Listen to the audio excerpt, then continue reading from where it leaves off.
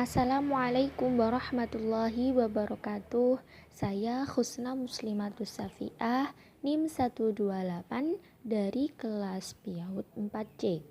Di sini saya akan memenuhi tugas dari mata kuliah Edutainment PAUD.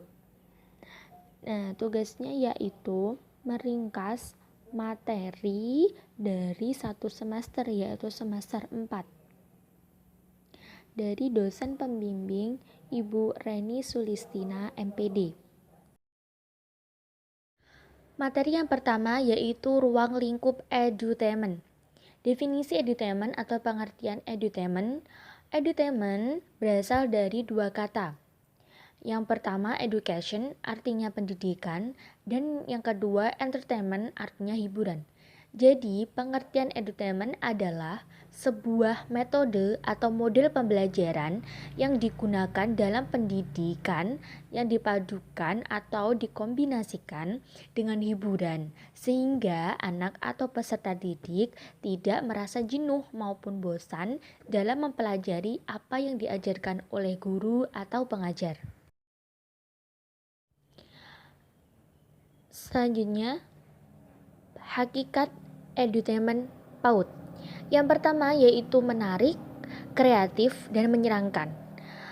Dan ada juga pembelajaran yang menyenangkan, itu meliputi aktif, kondusif, dan termotivasi. Poin yang ketiga yaitu karakteristik edutainment PAUD. Karakteristiknya yaitu yang pertama, konsep edutainment sebagai jembatan untuk meningkatkan hasil belajar siswa.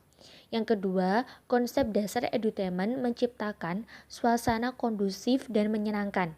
Yang ketiga, konsep edutainment membuat rancangan pembelajaran. Dan yang terakhir, dalam konsep edutainment, guru bersikap ramah dan menyenangkan.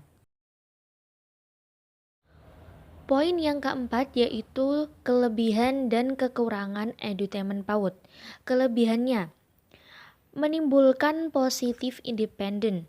Yang kedua, siswa aktif sehingga terdapat individual accountability. Yang ketiga, menciptakan kerjasama yang tinggi sehingga berkembangnya social skill. Kekurangannya, yang pertama, cenderung menekankan aspek fundamental. Yang kedua, cenderung identik dengan hiburan dan permainan. Dan yang terakhir, kurang menekankan pentingnya komunikasi. Materi yang kedua yaitu prinsip-prinsip edutainment. Yang pertama, menjembatani proses belajar mengajar. Yang kedua, asumsi yang mendasari pembelajaran edutainment. Nah, asumsi ini terdapat 3. Asumsi yang pertama, perasaan gembira, potensi nalar dan emosi, dan yang terakhir, metode pembelajaran yang terpercaya. Yang ketiga, prinsip edutainment yaitu menggunakan anak sebagai pusat sekaligus objek pendidikan. Menyesuaikan kemampuan anak, guru tidak boleh memaksa. Yang keempat, pembelajaran yang lebih humanis dan menyenangkan. Materi yang ketiga yaitu konsep pembelajaran edutainment. Konsep edutainment yang pertama, humanizing the classroom. Yang kedua, active learning. Yang ketiga, accelerated learning. Yang keempat, quantum learning. Dan yang kelima, quantum teaching. Yang kedua, strategi dan metode pembelajaran edutainment. Yang pertama, menarik. Saat pembelajaran harus dapat menarik perhatian dari siswa atau materinya itu menarik dalam memberikan pembelajaran. Yang kedua, inovatif. Selalu menciptakan metode atau strategi baru dalam pembelajaran. Yang ketiga, menyenangkan. Pembelajaran atau strategi yang menyenangkan dalam pembelajaran membuat anak tidak bosan atau kelas menjadi kondusif. Baik, poin yang B yaitu prinsip-prinsip belajar berbasis edutainment. Prinsip-prinsip belajar berbasis edutainment itu bermula dari adanya asumsi bahwa pembelajaran yang selama ini berlangsung di sekolah maupun di masyarakat sudah tidak mencerminkan lagi sebagai bentuk pendidikan. Ada 3 alasan yang melandasi munculnya konsep-konsep edutainment. Yang pertama, perasaan positif mempercepat hasil belajar. Yang kedua, kemampuan menggunakan potensi nalar dan emosi secara jitu. Yang ketiga, motivasi pembelajaran akan meningkatkan juga hasil belajar anak. Poin yang ke-C, pendekatan pembelajaran edutainment.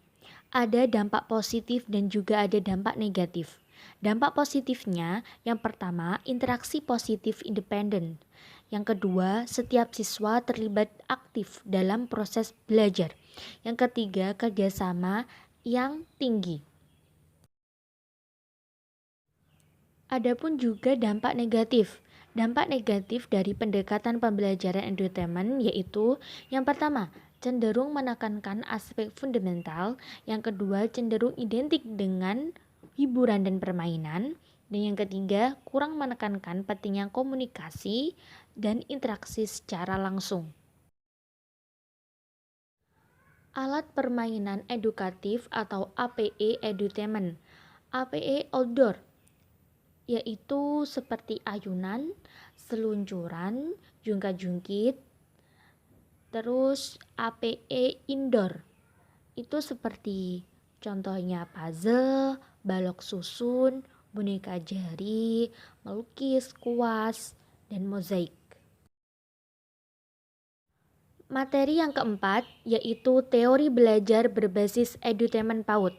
Pengertiannya, serangkaian bentuk teori yang mengungkapkan dan menjelaskan tentang pembelajaran yang menyenangkan dan tidak membosankan bagi peserta didik saat pembelajaran berlangsung.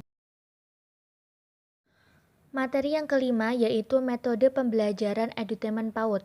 Pengertian metode pembelajaran edutainment adalah suatu cara atau prosedur yang ditempuh guru dalam mengelola pembelajaran yang dikemas dalam konsep hiburan sedemikian rupa. Poin yang pertama, prinsip-prinsip pemilihan metode pembelajaran. Yang pertama, memperhatikan kecenderungan siswa. Yang kedua, memanfaatkan aktivitas individual para siswa. Yang ketiga, mendidik melalui permainan. Yang keempat, menerapkan prinsip kebebasan yang rasional dalam belajar. Yang kelima, mengutamakan dunia anak-anak. Yang keenam, memanfaatkan segenap indera siswa. Jenis-jenis metode pembelajaran edutainment. Yang pertama bercerita, yang kedua bermain peran, yang ketiga demonstrasi, yang keempat pembiasaan, dan yang terakhir bercakap-cakap. Acuan menu pembelajaran. Yang pertama kecerdasan linguistikal, yang kedua kecerdasan logika matematika, yang ketiga kecerdasan visual spesial, yang keempat kecerdasan musikal, yang kelima kecerdasan naturalis, yang keenam kecerdasan interpersonal, yang ketujuh kecerdasan spiritual.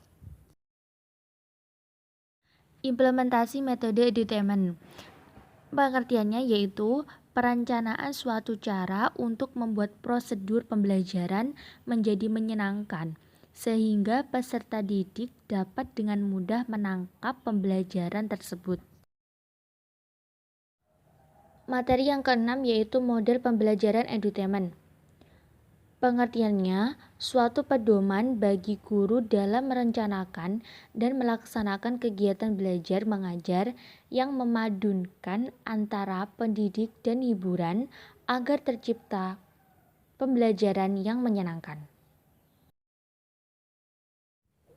Karakteristik model pembelajaran edutainment yaitu akselerasi berupaya agar pembelajaran yang terjadi berlangsung dalam suasana kondusif dan menyenangkan.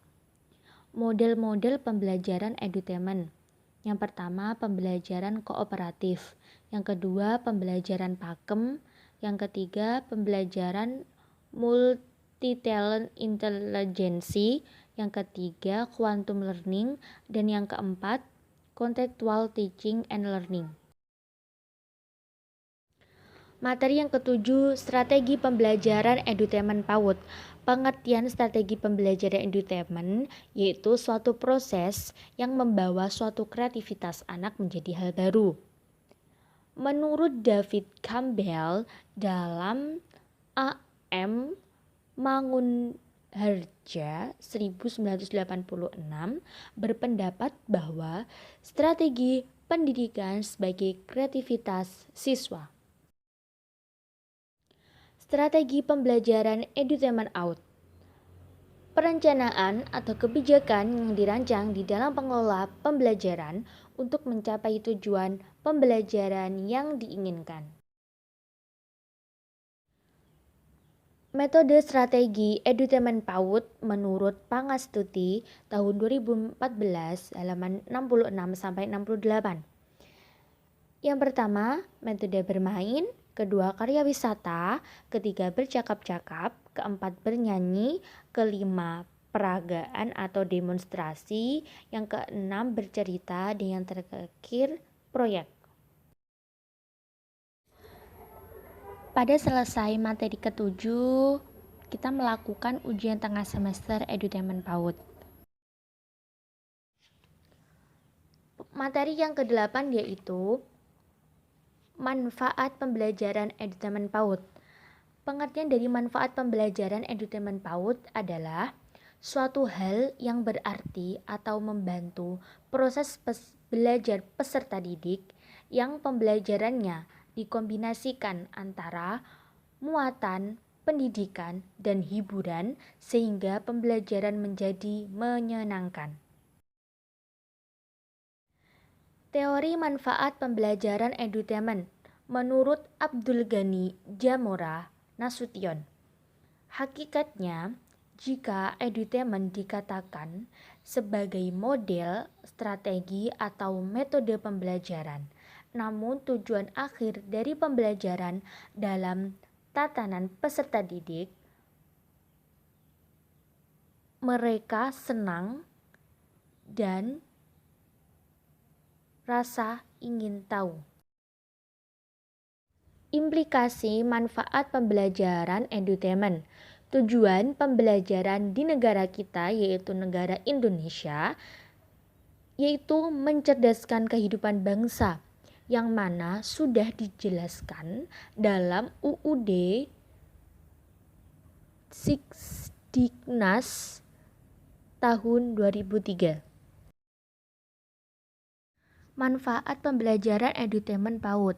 Yang pertama, perasaan positif. Yang kedua, bisa menjadi batu loncat untuk peserta didik. Yang ketiga, pembelajaran yang menyenangkan untuk meningkatkan minat dan motivasi anak. Yang keempat, mencapai hasil belajar yang optimal. Manfaat metode pembelajaran edutainment. Yang pertama, metode bermain. Manfaatnya mendapatkan kesenangan. Yang kedua, metode karya wisata. Manfaatnya mendapatkan pengalaman secara langsung saat mengunjungi suatu tempat. Yang ketiga, metode bernyanyi. Manfaatnya suasana hati menjadi riang. Yang keempat, metode demonstrasi. Manfaatnya anak merasa senang dan aktif. Yang kelima, metode bercerita. Manfaatnya memberikan pengalaman dan menggetarkan perasaan anak. Yang keenam, metode bercakap-cakap. Manfaatnya yaitu membicarakan sesuatu yang dialami anak tentang sekolah, keluarga, ataupun teman mereka. Manfaat adanya strategi pembelajaran edutainment. Yang pertama yaitu memudahkan pendidik merancang konsep materi. Yang kedua, strategi dapat membuat anak senang berbagai permainan yang disediakan oleh pendidik. Materi yang ke-9 yaitu penerapan pembelajaran edutainment. Pengertiannya yaitu rancangan yang telah dijalankan kesedemikian rupa dalam pembelajaran sehingga membuat para siswa akan nyaman dan senang dalam pembelajaran. Aspek-aspek penerapan pembelajaran edutainment. Yang pertama, memberi kemudahan. Yang kedua, menciptakan ruang belajar yang kondusif. Yang ketiga, menarik minat. Yang keempat, menyajikan materi yang relevan. Yang kelima, melibatkan emosi positif. Yang keenam, menyesuaikan kemampuan peserta didik. Yang ketujuh, memberikan pengalaman siswa. Yang kedelapan, menanyakan hasil belajar. Langkah-langkah penerapan metode edutainment. Yang pertama langkahnya yaitu guru mengawasi pembelajaran. Yang kedua, guru menyampaikan tujuan pembelajaran. Yang ketiga, guru menyampaikan pembelajaran dengan media edutainment. Yang keempat, guru menyajikan pembelajaran berbasis aktivitas. Yang terakhir, guru menutup pembelajaran dengan apresiasi. Materi yang ke-10 yaitu pembelajaran berbasis bermain dan bernyanyi. Esensi bermain bagi anak usia dini. Pengertian bermain yaitu bermain merupakan kegiatan yang dilakukan guna menyenangkan hati, tidak memiliki aturan tertentu, tidak memperhitungkan hasil akhir, dan media menyenangkan bagi anak. Pentingnya bermain bagi anak usia dini, yaitu yang pertama, memenuhi kebutuhan dasar. Yang kedua, menyalurkan energi. Yang ketiga, rekreasi dan relaksasi. Yang keempat, melatih insting anak. Dan yang terakhir, rekapitulasi. Konsep bermain dalam Islam. Bermain dianjurkan oleh Rasulullah SAW. Bahkan orang tua hendaknya selalu meluangkan waktu untuk bermain bersama anak. Bermain dengan anak juga dapat mewujudkan kasih sayang, melatih kreativitas, dan melatih fisik anak. Manfaat-manfaat bermain. Yang pertama, manfaat motorik, yaitu manfaat yang menghubungkan dengan nilai-nilai positif. Yang kedua, manfaat afeksi, yaitu manfaat mainan yang berhubungan dengan perkembangan psikologi anak. Yang ketiga, manfaat kognitif, yaitu manfaat mainan yang untuk perkembangan kecerdasan anak. Yang keempat, manfaat spiritual, yaitu manfaat permainan yang menjadi dasar pembentukan nilai kesucian maupun keluruhan akhlak manusia. Yang kelima, manfaat keseimbangan, yaitu manfaat mainan yang berfungsi melatih dan menggambarkan panduan antara nilai positif dan nilai negatif di suatu permainan. Jenis-jenis permainan. Yang pertama, bermain aktif, yaitu bermain yang kegembiraannya timbul daripada apa yang dilakukan anak itu sendiri. Yang kedua, bermain pasif, artinya permainan yang bersifat hiburan semata. Selanjutnya, faktor-faktor yang mempengaruhi permainan. Yang pertama, kesehatan, perkembangan motorik, intelijensi, jenis kelamin, lingkungan, status sosial ekonomi, jumlah waktu bebas, dan yang terakhir, peralatan permainan.